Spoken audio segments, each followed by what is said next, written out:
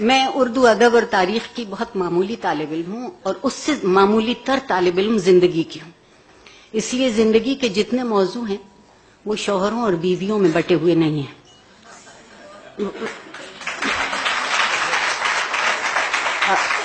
اور وہ میرے دل کے ساتھ لپٹے چلے آتے ہیں جب تک کہ میں خود خاک میں نہ لپٹ جاؤں. دوسری ایک گزارش یہ ہے کہ یہاں میرے وہ ساتھی موجود نہیں ہیں جو مجھ سے میرے ایک جملے کی وجہ سے خفا ہیں، اور غلطی سے وہ تقریر میں نے انگریزی میں کی تھی، کیونکہ میں اب تو اردو بغاوتاً بولنا پڑتی ہے.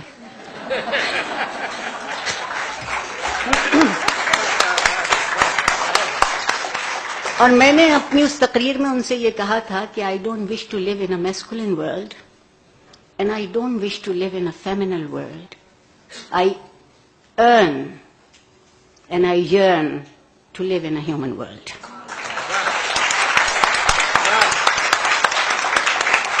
میری تمنا اتنی ہے، اور شاید پروردگار کا منشا بھی یہی تھا کہ ہم آدمی سے انسان ہو سکیں. آدمی ایک مادی وجود ہے اور انسان ایک اخلاقی وجود ہے، اور آدمی سے انسان کیسے ہوتا ہے تو وہ درمیان میں کتاب آ جاتی ہے.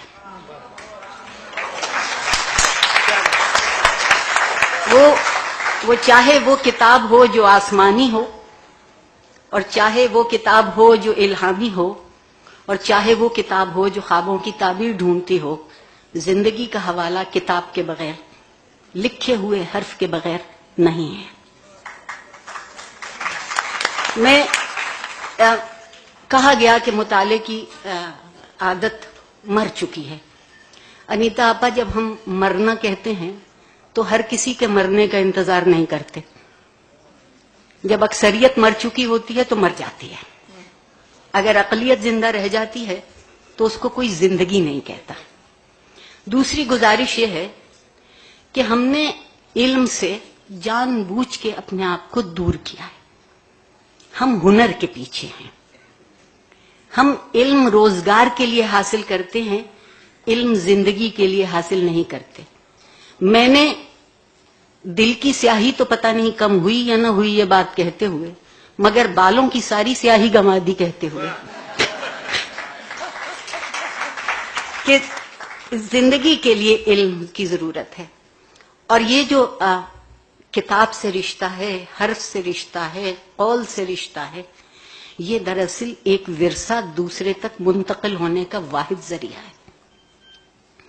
جو بچپن کی کہانی تھی نا کہ چڑیا لائی دال کا دانہ اور چڑا لایا چاول کا دانہ، اگلا جملہ بہت معنی خیز ہے، اور میں آج کل کے تمام صنفی لوگوں کو یہ کہانی سناتی ہوں.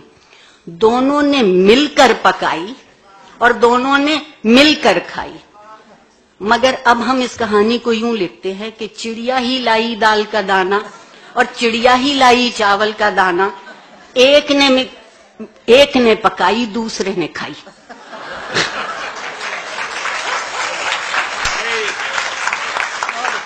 اب سوال یہ ہے کہ اگر یہ جو دونوں نے مل کے پکائی اور دونوں نے مل کے کھائی اسے زندہ رکھنا ہے تو اس کہانی کو لکھنا پڑے گا. اور اگر یہ کہانی لکھی ہوئی ہے تو یہ کہانی پڑھی بھی ضرور جائے گی. میں چند مطالعے کی عادت ہمارے ہاں ختم ہوتی جاتی ہے. اس کی ایک بنیادی وجہ ہے وہ جو میرے محبوب جنرل ضیاء الحق تھے،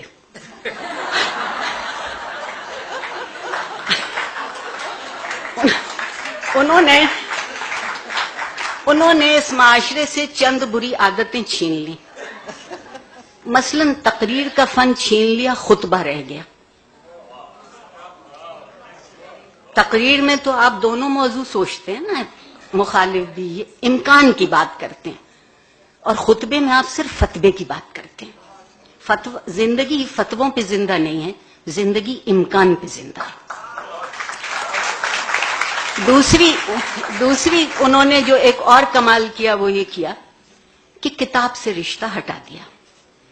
کیونکہ ان کے خیال میں گناہگار ایک ان کی مجلس میں شریک ہوئی اور بزور حکم سرکار بھیجی گئی، اور میں چونکہ اس وقت سگے شکم تھی، سرکار کا نوکر تھی، اس لیے گئی.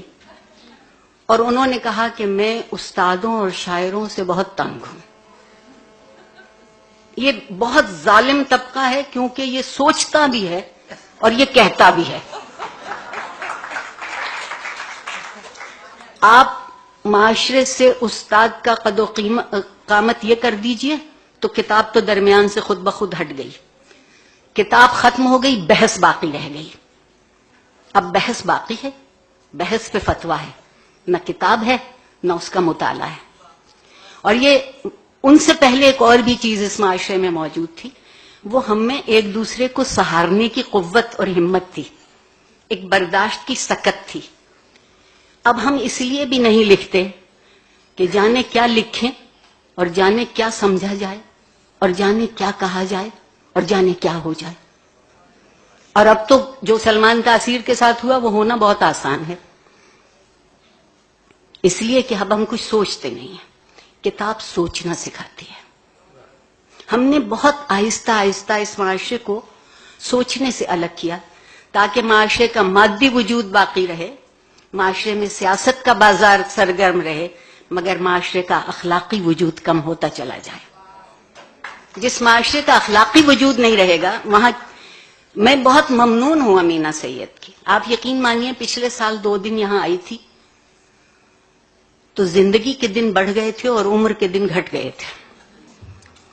اس دفعہ بھی کچھ ایسا ہی ہے. اتنے حبس کے موسم میں، اتنی گھٹن کی فضا میں وہ یہ موقع دیں کہ یہاں ہم دل بیٹھ کے وہ بات کر سکیں جو معاشرے کی زندگی کی بات ہوتی ہے، ایک معاشرے کی ترجیحات کی بات ہوتی ہے. اور مجھے ایک اور بھی شکایت ہے، ہم ہر چیز کی توقع اور ذمہ داری حکومت کو دے دیتے ہیں. میں معافی چاہتی ہوں کہ جو حکومت آئینی ذمہ داریاں پوری نہیں کر سکتی وہ اخلاقی ذمہ داریاں کیوں کر پوری کرے گی. مجھے معلوم نہیں ہے کراچی شہر کا، یہاں بھی شاید یہ حال ہوگا. میری یقین مانیے کبھی میں بھی بچہ بھی تھی اور ایک لائبریری ہوتی تھی اور ایک آنا لائبریری کہلاتی تھی. وہ کھوکھا جس کا ذکر کیا ہے غازی نے، وہ کھوکھے موجود تھے شہر میں.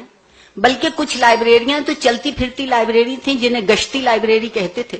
اور یہاں جو لوگ پنجابی سمجھتے ہیں وہ اس لفظ کو بھول جائیں. اب ایک معاشرے کی ترجیحات دیکھیے. اخبار میں اشتہار آتا ہے 1000 روپے کا پیزا سستا ہے، بے حد سستا ہو گیا. 1000 روپے کا پیزا 4 لوگ کھا سکتے ہیں، اور اس کے ساتھ ایک پیپسی کی بوتل، ہاں راحت جہاں کے لیے مفت ساتھ آتی ہے. جب کوئی ہم سے یہ کہتا ہے کہ 500 روپے کی کتاب خرید لو تو ہم کہتے ہیں کتابیں بہت مہنگی ہو گئی. میری گزارش یہ ہے کہ 1000 روپے کا پیزا 4 لوگ کھاتے ہیں اور صبح تک اس کو کسی تہذیب میں شمار نہیں کیا جاتا. 500 روپے کی کتاب ایک شخص خریدتا ہے اور شاید 100 لوگ اس کو استعمال کر سکتے ہیں اور وہ ہمیشہ تہذیب میں شمار کی جائے.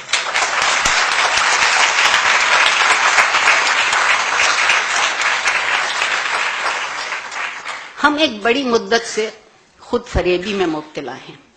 انیپا آپا آپ سے بے حد معذرت کے ساتھ، مایوسی نہیں ہے، لیکن کبھی کبھی اپنا چہرہ بھی دیکھ لینا چاہیے. گو کہ ہم سے ہمارے چہرے ہمیشہ جھوٹ بولتے ہیں. ہم نے ابھی تک خود فریبی سے اپنے آپ کو الگ نہیں کیا. خود فریبی میں لطف یہ ہے کہ وہ نظر آتا ہے جو نہیں ہوتا، اور جو ہوتا ہے وہ نظر نہیں آتا. صرف کتاب وہ آئینہ ہے جو وہ دکھا دیتی ہے کہ جو تھا، جو ہے، جو ہوگا اور جو ہو